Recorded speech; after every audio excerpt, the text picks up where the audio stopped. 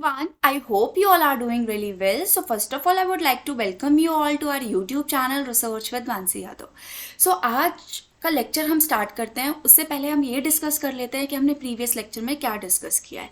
तो पहले तो मैं आपको ये बता दूं कि हमने स्टैटिस्टिक्स की एक नई सीरीज स्टार्ट की है जिसमें हमने ऑलरेडी 2 लेक्चर कवर कर लिए हैं, जिसमें हमने कवर किया है मीनिंग क्या होता है स्टैटिस्टिक्स का, डेफिनेशन क्या है, कैरेक्टरिस्टिक्स एंड फीचर्स क्या है स्टैटिस्टिक्स के, स्टेजेस को हमने ब्रीफ में कवर किया है जिसको हम आगे वाले लेक्चर्स में भी डिटेल में पढ़ने वाले हैं। फंक्शंस क्या है स्टैटिस्टिक्स के वो हमने क्लियर किया है, लिमिटेशंस क्या है वो हमने डिस्कस किया है। अभी जो थर्ड लेक्चर है, सेकेंड लेक्चर में हमने डिस्कस किया है डिफाइनिंग द ऑब्जेक्टिव। डिटेल में हमने डिफाइनिंग द ऑब्जेक्टिव को पढ़ा है जो कि पार्ट है स्टेजेस ऑफ स्टैटिस्टिक्स का। पहला stage is defining the objective, ये हमने बहुत अच्छे से क्लियर किया है। उसके बाद कलेक्शन ऑफ डेटा को भी हमने क्लियर डिस्कस किया है प्रीवियस लेक्चर में, जिसमें हमने डेटा के बारे में पढ़ा है, what is data, what are the different types of data, methods क्या होते हैं, प्राइमरी डेटा क्या होता है, सेकेंडरी डेटा क्या है, सोर्सेज क्या है और प्राइमरी डेटा को कलेक्ट कैसे करते हैं। ये सारी चीज़ें हमने प्रीवियस लेक्चर में डिस्कस की हैं। अगर आपने अभी तक प्रीवियस लेक्चर नहीं देखा है तो मैं पहले ये रिक्वेस्ट करूंगी कि आप पहले वाला लेक्चर देख लो ताकि आपको आने वाले अपकमिंग जो लेक्चर्स है वो इजीली समझ में आ जाए। तो आज के लेक्चर के बारे में बात करें तो आज हम डिस्कस करने वाले हैं सैम्पलिंग इन डिटेल, उसके बाद सेंसस मेथड क्या होता है, सैम्पल मेथड क्या होता है और सैम्पलिंग के मेथड्स क्या हैं। तो आज के लेक्चर में हम ये सारी चीज़ें डिस्कस करेंगे वन बाय वन। तो अब इंट्रोडक्शन से स्टार्ट करते हैं। अगर आपके पास आपके टॉपिक से रिलेटेड सेकेंडरी डेटा अवेलेबल नहीं है तो आपको प्राइमरी डेटा सेलेक्ट करना होता है। अब प्राइमरी डेटा वहाँ पे अगर हम जहाँ पे भी हम प्राइमरी डेटा के बारे में बात कर रहे हैं वहाँ पे बहुत इंपॉर्टेंट रोल प्ले करता है आपका कॉन्सेप्ट सैम्पलिंग। जहाँ पे भी आप वर्क कर रहे हो प्राइमरी डेटा पे वहाँ पे सैम्पलिंग बहुत ज़्यादा इंपॉर्टेंट रोल प्ले करता है।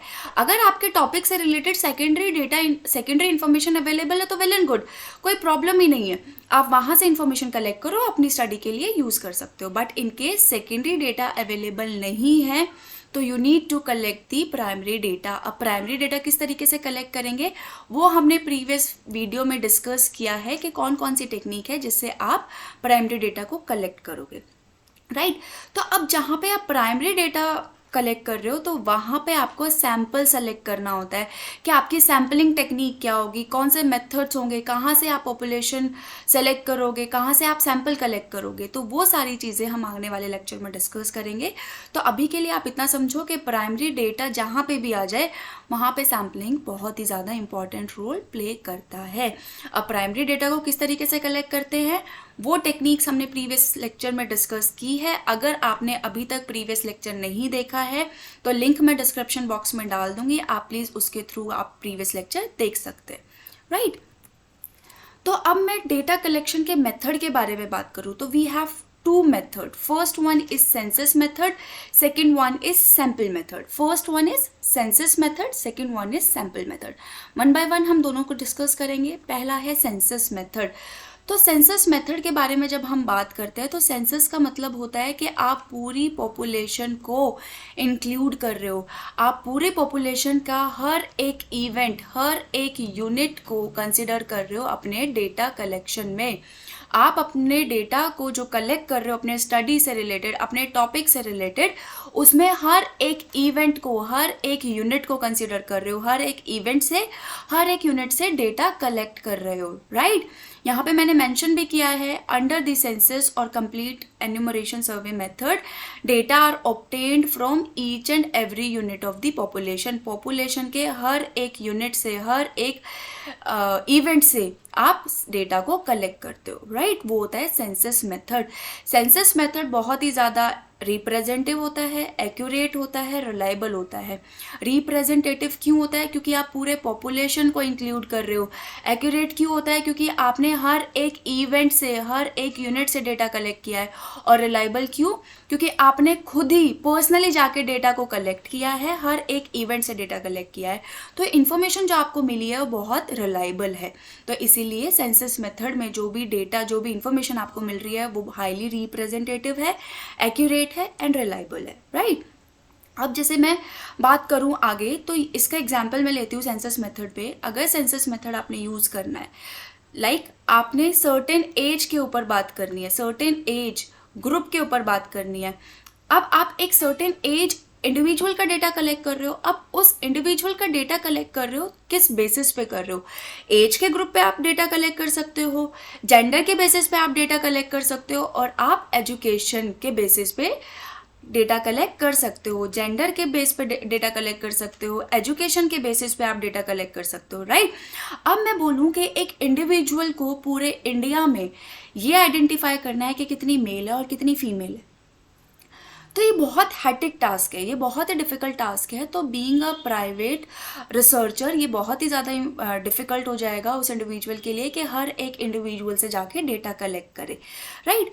तो इस केस में हम दूसरा मेथड यूज़ करते हैं, अभी हम सेंसस मेथड यूज़ कर रहे हैं जो कि गवर्नमेंट के लिए बहुत ही ज़्यादा यूज़फुल होता है। इस टेक्निक को जो मेजॉरिटी पे यूज़ करता है वो होता है गवर्नमेंट सेक्टर।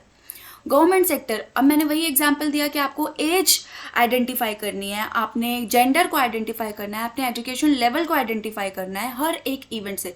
तो आप ये जो डेटा कलेक्ट करोगे in case of census method, वो हर एक इंडिविजुअल से डेटा कलेक्ट करोगे कि कौन सी मेल कैटेगरी में आ रहा है, कौन इंडिविजुअल फीमेल कैटेगरी में आ रहा है, किसकी क्या एजुकेशन लेवल है, किसका क्या एजुकेशन लेवल है। ये सारी चीज़ें आप हर एक इवेंट से, हर एक इंडिविजुअल से डेटा कलेक्ट करोगे, वो होता है सेंसस मेथड, राइट।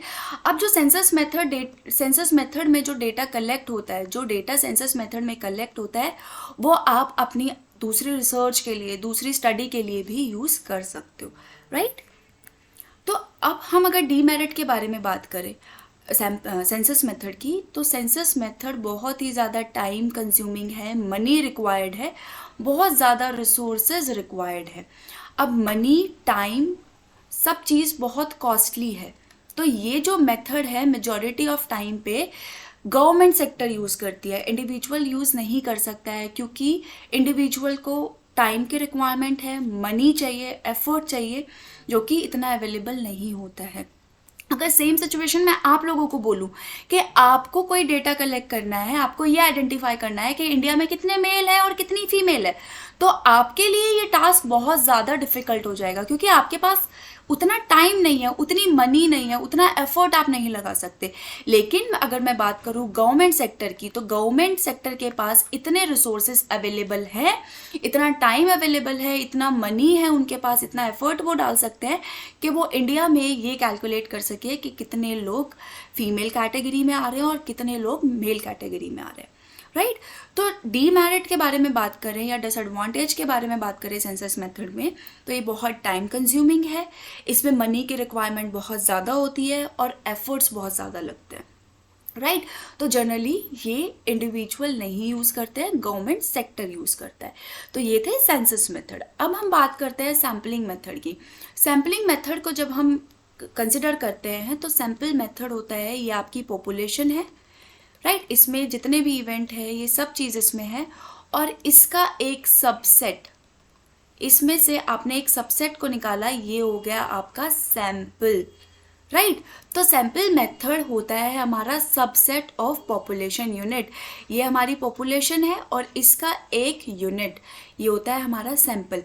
तो सैंपल मेथड हमें किसको बोलते हैं? पूरे सैंपल में से आपने छोटा सा पोर्शन जो निकाल लिया, जो आपके पूरी पॉपुलेशन को रिप्रेजेंट कर रहा है, वो होता है सैम्पलिंग मेथड, राइट। मैंने यहाँ पे मेंशन भी किया है, the sample mean a subset of the population unit. ये एक सबसेट है आपकी पॉपुलेशन यूनिट का, right. Sampling is simply the process, ये एक प्रोसेस है learning about the population on the basis of sample drawn from it. आपने जो सैंपल इसमें से ड्रॉ किया है उसकी स्टडी करना, उसके प्रोसेस को आइडेंटिफाई करना, उसको यूज़ करना, वो होता है सैंपल मेथड। समझ में आया सैंपल मेथड क्या होता है? Sampling is simply the process of learning about the population on the basis of sample drawn from it. जो पॉपुलेशन में से आपने सैंपल को एक्सट्रैक्ट किया है वो होता है सैंपल मेथड, राइट। तो हमने दो टाइप्स डिस्कस कर ली, सेंसस मेथड हमने डिस्कस कर लिया और हमने सैंपल मेथड यूज़ कर लिया। अब अगर मैं एलिमेंट के बारे में बात करूँ, process of sampling involves 3 element. First one is selecting the sample, second one is collection the information and third one is making an inference about the population. सबसे पहले आपने सेलेक्ट करना है अपना सैंपल कि आपको कहाँ से डेटा कलेक्ट करना है, आपका सैंपल साइज क्या है, ये आपकी सैम्पल एरिया क्या है। अब आपने डिस्कस कर लिया कि ये पॉपुलेशन है, इस पॉपुलेशन में से आपने सैम्पल ड्रॉ कर लिया, राइट। इस पॉपुलेशन में से आपने सैम्पल निकाल लिया। अब ये सैम्पल, ये पॉपुलेशन आपने कहाँ से लेनी है, ये सैम्पल कहाँ से ड्रॉन करना है, ये सबसे पहले आपने आइडेंटिफाई करना है। आपने सबसे पहले सेलेक्ट करना है अपने सैम्पल को कि आप कहाँ से अपना सैम्पल लोगे। उसके बाद आपने इस सैम्पल को डिस्कस कर लिया, आपने आइडेंटिफाई कर लिया कि ये मेरा सैम्पल है। इसके बाद इसमें से आप डेटा कलेक्ट करोगे, आप इंफॉर्मेशन को कलेक्ट करोगे। इस सैम्पल से आप डेटा कलेक्ट करोगे। अब डेटा किस चीज़ का कलेक्ट करोगे, जो भी आपका टॉपिक होगा, राइट, जो भी आपकी स्टडी होगी उससे आप अपने डेटा को कलेक्ट करोगे। यहाँ से आप अपना डेटा कलेक्ट करोगे, लेकिन किसके बेसिस पे, अपने टॉपिक के बेसिस पे इंफॉर्मेशन को कलेक्ट करोगे, राइट। सबसे पहले आपने सैंपल को ड्रॉ किया, फिर उस सैंपल में से आपने डेटा को कलेक्ट किया। अब जब आपके पास इंफॉर्मेशन आ गई, उसके बाद on the basis of information आप कंक्लूजन ड्रॉ करोगे, आप समरी ड्रॉ करोगे, आप एक इन्फ्रेंस बना दोगे कि ये मेरा सैंपल साइज था, ये मेरा डेटा कलेक्शन है, ये मैंने इन्फॉर्मेशन कलेक्ट की है और ये उसके रिजल्ट्स हैं, राइट। तो ये थे हमारे 3 elements of sampling, right? First one is selecting the sample, second one is collecting the information, and third one is making an inference, right? आगे मूव करते हैं, हम बात करते हैं, जैसे हमने अभी तक डिस्कस किया, ये आपकी पॉपुलेशन है, ये पूरी इंडिया है, राइट, ये पूरा इंडिया है, ये पूरी पॉपुलेशन है आपकी। अब इस पॉपुलेशन में से आपने ये एरिया निकाल के अपना सैम्पल ड्रॉ कर लिया कि आप जो डेटा कलेक्ट करोगे वो इस यूनिट से करोगे, ना कि इस यूनिट से, राइट। यहाँ से आप डेटा कलेक्ट नहीं करोगे, आप इसको यहाँ से इंफॉर्मेशन कलेक्ट करोगे। आप ये अजम्पशन बनाओगे कि मैं जो यहाँ से डेटा कलेक्ट कर रहा हूँ वो इस पॉपुलेशन को रिप्रेजेंट कर रही है, राइट। अब मैं एग्जाम्पल लेती हूँ digital literacy in Delhi, right. अब मेरा एग्जाम्पल है कि we want to collect the data from Delhi NCR. हमने दिल्ली एनसीआर से कलेक्ट करना है डेटा, तो दिल्ली एनसीआर ये आपका जो टारगेट पॉपुलेशन हो गया, ये दिल्ली एनसीआर हो गया, this is your Delhi NCR. अब दिल्ली एनसीआर की भी करोड़ों में पॉपुलेशन है, तो उनसे डेटा कलेक्ट करना बहुत डिफिकल्ट है। तो यहाँ से आपने एग्जाम्पल लिया, इस एग्जाम्पल पे हम काम कर रहे हैं, इस स्टडी पे हम काम कर रहे हैं कि आपको डिजिटल लिटरेसी आइडेंटिफाई करनी है कि लेवल क्या है digital literacy among the people of Delhi NCR या among the people of Delhi.